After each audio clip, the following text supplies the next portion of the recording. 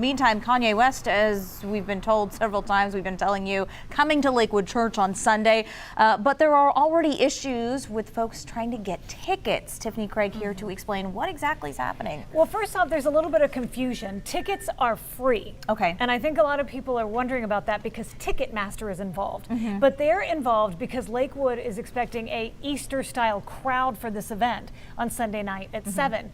So some of the church members actually got early access codes to get tickets today, and it hit a snag.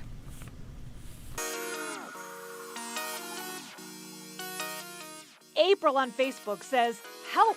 Ticketmaster is down for maintenance during the time Houstonians are trying to get Kanye West tickets."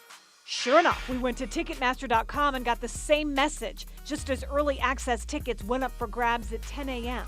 We're not sure what made the site crash, but Ticketmaster fan support tweeted, "We are aware of site issues you might be experiencing. We are working to resolve quickly."